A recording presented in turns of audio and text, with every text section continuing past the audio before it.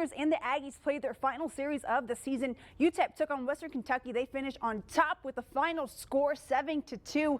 Now NMSU also on the road. They took on Middle Tennessee.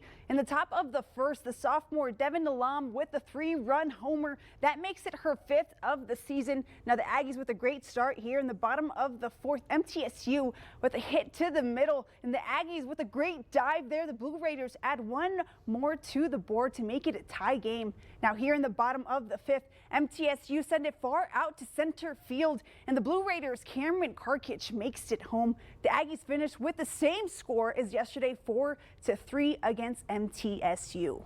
Well, the Conference USA Softball Championship bracket was released earlier this morning. The action will begin on Wednesday. In Game 1, NMSU will face Jack State at 12 p.m. Then in Game 2, UTEP will take on La Tech at 2:30. Now, the Miners will be going in pretty confident, being that they beat La Tech just 2 weeks ago. Now, as for NMSU, they fell short in their series against Jack State, but anything is possible, especially in these conference playoffs. Well, NMSU baseball took on Louisiana Tech for their final home series game. In the bottom of the 2nd, Logan Galena with a homer to right field to put the Aggies up by 7. Now, bottom of the 6th, Galena with a fair ball to right field.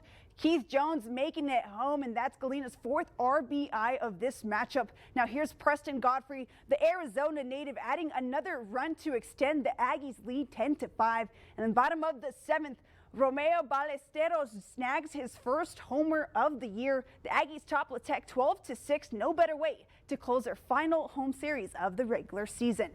Well, the Chihuahuas return to Southwest University Park this afternoon for their final game against the Sugar Land Switchbacks. In the bottom of the 1st, Matthew Batten doubles on a sharp line drive to center field.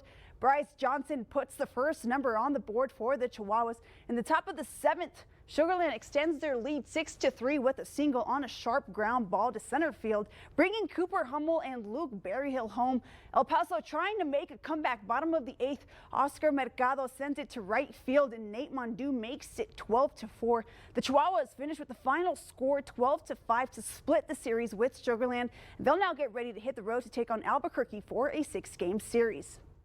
Well, the Locomotive have announced that Gibbs Keaton, UTEP's women's head soccer coach, will become the first ever director of girls soccer for the Locos. The El Paso native joined UTEP in 2023, but has 15 years of coaching experience at the local club and collegiate level. I sat down with Coach Keaton to hear what his ultimate goal is with his new position with the Locomotive.